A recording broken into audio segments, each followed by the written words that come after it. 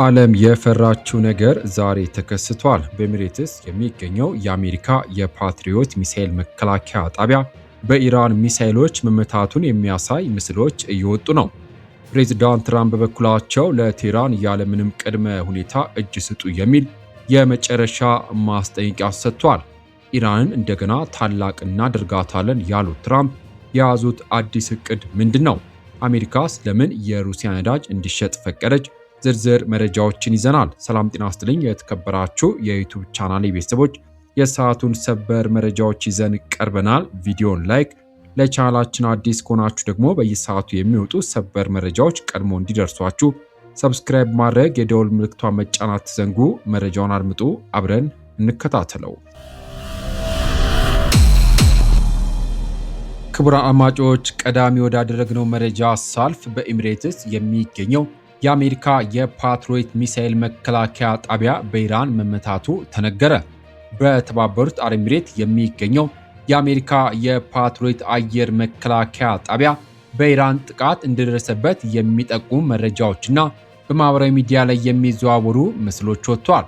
እንደ ድሮፕ ሳይት ኒውስ መረጃ መሰረት በጥቃቱ በፓትሪዮት ስርዓት ወይም ተያያዥ በሆኑ የአሜሪካ ተቋማት ላይ የቃጠሎና የውድመት ምስሎች እየታዩ ነው።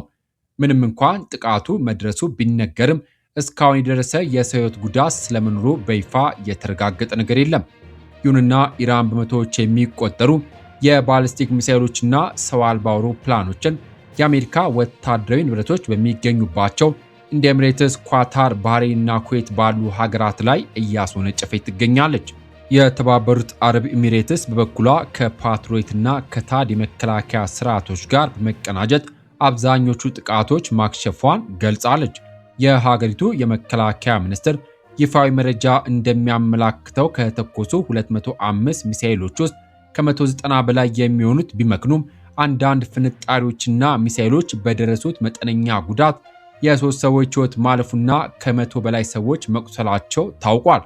የሳተላይት ምስሎችና የሚዲያ ትንታኔዎች እንደሚያሳዩት ኢራን በዋናነት የአየር መከላከያ ስርዓቶችን የሚደግፉ የራዳር ጣቢያዎችና መሰረተ ልማቶችን ኢላማ እያደረገች ነው።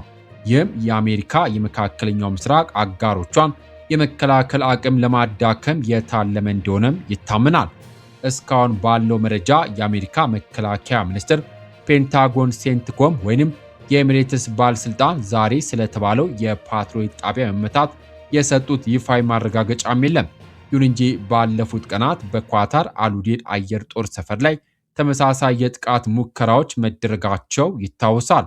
ይህ ተከታታይ ጥቃት በቀጠናው የሚገኙ የአየር መከላከያ ሚሳኤሎች ክምችት ሊያልቅ ይችላል የሚል ስጋት የፈጠረም ሲሆን አሜሪካ ለኤሚሬትስ የፓትሪዮት ስራ ድጋፍ የሚውል የ183.7 ሚሊዮን ዶላር ውል ለሬቲዮን ኩባንያ ሰጥታለች።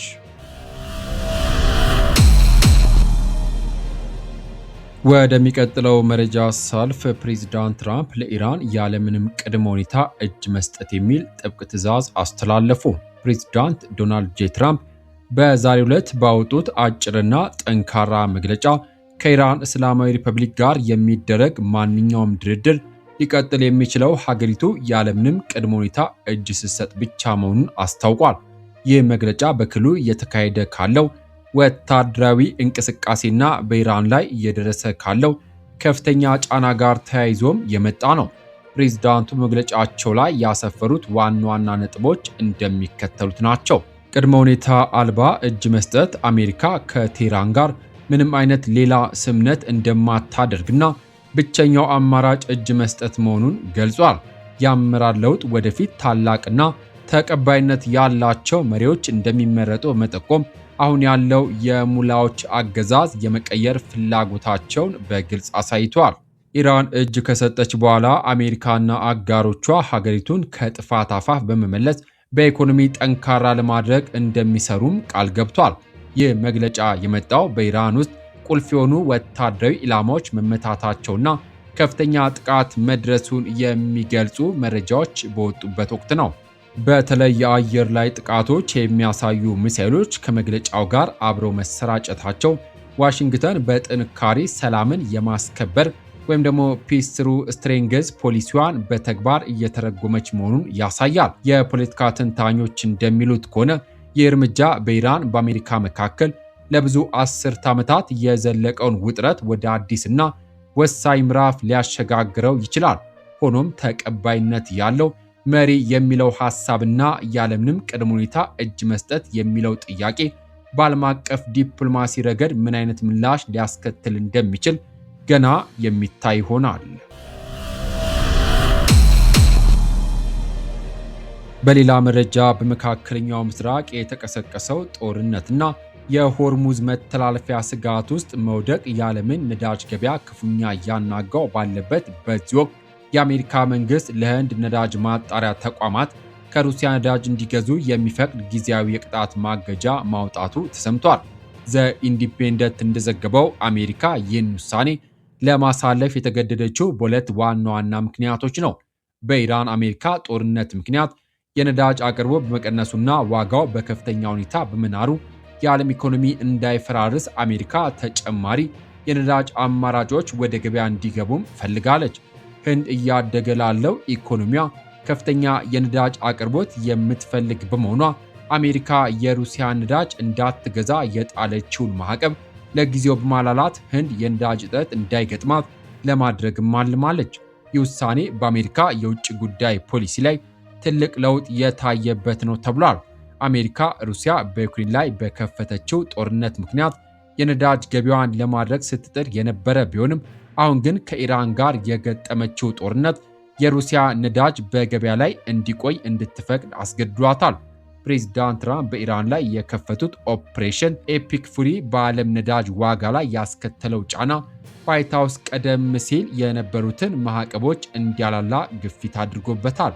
ምንም እንኳን ይህ ልዩ ፈቃድ ለጊዜው የነዳጅ ዋጋን ሊያረጋጋ ቢችልም የኢራን ጦርነት ቀጠለ። ግን ጦርነቱ ወደ ሆርሙዝ ባህር ውስጥ ከተሸጋገረ የነዳጅ ዋጋ እስከማይገመት ደረጃ ሊጨምር ይችላል። እንዲሁም የነዳጅ ዋጋ መጨመር በዓለም ዙሪያ የምግብና የሸቀጦች ዋጋን በማናር ድሃ ሀገራትን ለከፋ ችግር ሊዳርግ እንደሚችልም ተጠቁሟል። የተከበራችሁ የዩቲዩብ ቻናል ቤተሰቦች ለሰዓቱ ያስኩላችሁ ሰበር መረጃዎች እነዚህ ነበሩ። ፕሬዚዳንት ትራምፕ ኢራን እንደገና ታላቅ እናደርጋታለን በሚል ያቀረቡት ጥሪና የአሜሪካ ሚሳኤል ጣቢያ መመታት ቀጠናውን ወዴት ሊወስዶ ይችላል? ኢራንስ ያለምንም ቅድመ ሁኔታ እጅ ስጡ ለሚለው ትዕዛዝ ምን አይነት ምላሽ የምትሰጥ ይመስላችኋል? የእናንተን ግምትና አስተያየት ከታች ባለው የኮሜንት መስጫ ላይ አስፍሩልን። ከሰዓታት በኋላ በሌሎች በአዳዲስ መረጃ እስከምንገናኝ በያለንበት የዓለም ዳርቻ ቸር እንቆይ።